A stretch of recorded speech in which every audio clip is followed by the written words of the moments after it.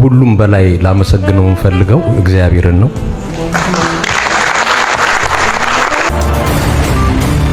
ከቅርብ ጊዜ ወዲህ በኢቢኤስ ቴሌቪዥን የሚሰማው ነገር ሁሉ ልብ የሚሰብር ሆኗል። ከ10 ዓመታት በላይ ባስቆጠረው በዚህ አንጋፋ ተቋም ስር ይሰሩ የነበሩ የሰራተኞችን መርዶ በየጊዜው ተራ በተራ መስማቱ አይሎ ዛሬ ላይ ደግሞ በኢትዮጵያ የሳተላይት ቴሌቪዥን ታሪክ ውስጥ ቀዳሚና ተጽዕኖ ፈጣሪ አንዱ የሆነው የግል ሚዲያ የኢቢኤስ መስራች ዋና ስራ አስፈጻሚ አቶ አማን ፍስሐ ጽዮን ህልፈተ ህይወትን ሰምተናል። እርግጥ ነው አቶ አማን ፍስሐ ጽዮን ለዓመታት ያክል ህክምናቸውን በውጪ እየተከታተሉ እንደነበር የቅርብ ሰዎቻቸው ይናገራሉ።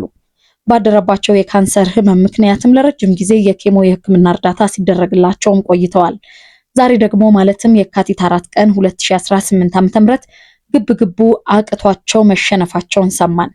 ያሳዝናል። Aman Fissaha Zion is being acknowledged for outstanding contributions to the professional and successful media broadcasting system in Ethiopia and internationally.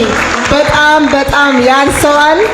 በጣም ያንሰዋል። ለኢቢኤስ ቤተሰብ በሙሉ እንኳን ደስ አላችሁ። አቶ ፍስሐ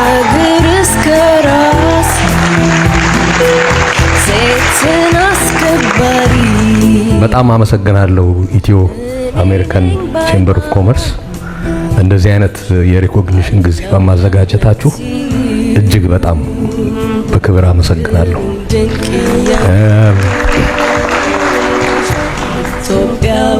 ኢቢኤስ ለኔ ብቻ ሳይሆን ከኔ ጋር አብረው ለመሰረቱት እዚህ የሚገኙ ወንድሞች አሉኝ።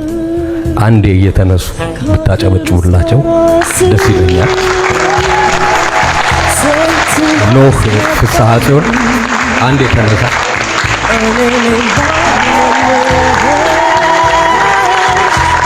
ሙሴ ፍስሐ ጽዮን አንዴ። እዚህ የሌለ ሌላ ወንድም አለን አዲስ አበባ ያለ ነብዩ ያሬድ ጦም ልሳን ባለህበት ተነሳ። ኢቢኤስን ለመመስረት ኦሽን ኦፍ ሚራክልስ አይተናል።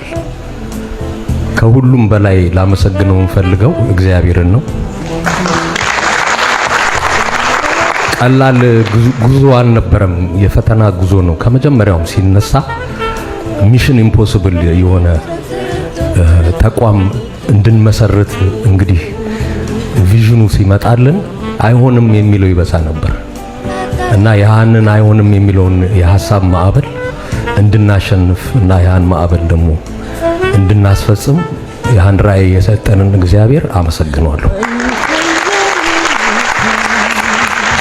ከዛ በተረፈ ቀደም እንዳመሰገንኳቸው ከኔ ጎን ሆነው አንድ ላይ ሆነን ስንመሰርት የለፋንበት በጣም ተግተን የሰራንበትን ተቋም ያልተመሰገኑ ያልታወቁ ወንድሞቼ ኖህንና ሙሴን በጣም አርጌ ላመሰግናቸው ፈልጋለሁ። ከዛ በተረፈ እንድትነሳ አሁን ደግሞ እንፈልጋት አንድ ሴትዮ አለች፣ ማክዳ አሰፋ። ከጋብቻ በኋላ ማክዳ ፍስሐ ጽዮን አንዴ ተነሺ።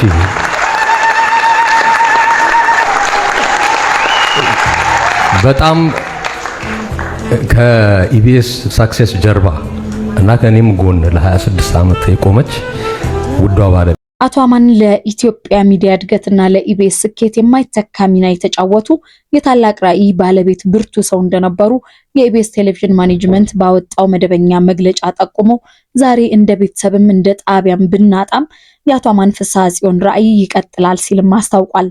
በጣም ከባድና ልብ ሰባሪ መርዶ ነው። ማርጀት እኮ ቀረ በቃ። እንግዲህ እንደምታስታውሱት አንድ ወር ባልሞላ ጊዜ ውስጥ የተወዳጁ ነጻነት ወርቅነህ መለየት ሳያንስ ዛሬ ላይ ደግሞ የኢቢኤስ ዋና ምሰሶ ማለፉን ሰማን። ምንድነው ኢቢኤስ እየተፈጠረ ያለው ያስብላል። በነገራችን ላይ ከፊት ያሉትን ስክሪን ላይ የምታውቋቸውን እየሰማችሁ ስለሆነ እንጂ ከኋላ ያሉ ገና ለመኖር የሚጓጉ የተቋሙ ሰራተኞችም እንዲሁ እንደዋዛ እየተለዩን ነው። በጣም ነው የሚያመው። የዛሬ 2 ዓመት አንጋፋውና ተወዳጁ አስፊቲ አስፋው መሸሻ ተለየን። በእውነቱ በጣም አስደንጋጭ ሀዘኑም እስካሁንም ከሰው አንጀት ያልወጣ ነው። በማስከተል ደግሞ የአዲስ ነገር የውጭ ቋንቋ ባልደረባ የነበረው ትሁቱ ጋዜጠኛ ታደለ አበራ በ6 ወራት ልዩነት አስፊቲን ተከተለው። ኢቢኤስም እንግዲህ በከባዱ ሀዘን ውስጥ ወደቀ። በዚህ ግን አላበቃም። ከወራቶች በፊት እንዲሁ የካሜራ ባለሙያ የነበረው ዮናታን ሰለሞን እንደወጣ መቅረቱን ሰምተናል። ጊዜው የጾም ወቅት መገባደጃ ሆሳዕና ለአርያም ነበር።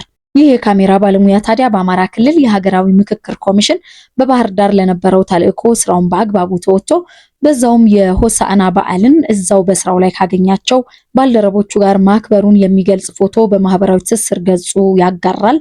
ነገር ግን ፎቶውን ባጋራበት ማግስት ህልፈተ ህይወቱን ሰምተናል። አሁንም በዚህ አላበቃም። ወር አልሞላም።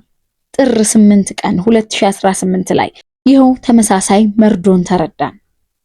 ነፃነት ወርቅነህ እንግዲህ ተወዳጁ ነፃነት ወርቅነህ ከዚህ ዓለም ድካም ማረፉን ሰማን። የሱ ሐዘንም እንግዲህ እንደዚሁ ከልባችን ሳይወጣ የኢቢኤስ ዋርካ መገንደሱን ደግሞ ዛሬ ላይ ሰማን። ታዲያ ይሄ ምንድን ነው? ምን ጉድ ነው ሳያስብልም? መቼም ፈጣሪ አይሳሳትምና ምን ይባላል? ነፍሳችሁን ከደጋጎቹ ጎን ያሳርፍልን። የአቶ አማን ፍስሐ ጽዮን የቀብር ስነ ስርዓትን በተመለከተ እንግዲህ ዝርዝር መረጃን ወደፊት ተከታትለን እንደምናሳውቃችሁ ከወዲሁ ለመግለጽ እንወዳለን። አቶ አማን ፍስሐ ጽዮን እንግዲህ ካብራካቸው የወለዷቸው የ3 ልጆች አባት የነበሩ ይሁን እንጂ ለተቸገሩ ወገኖች አለው የሚሉ የብዙዎች አባት እንደነበሩ ይታወቃል። ኢትዮ ሪፖርትም በአቶ አማን ፍስሐ ጽዮን ህልፈተ ህይወት የተሰማውን ሐዘን እየገለጸ ለቤተሰቦቹ ለወዳጆቹና ለባልደረቦቹ መጽናናትን ይመኛል። አበቃን።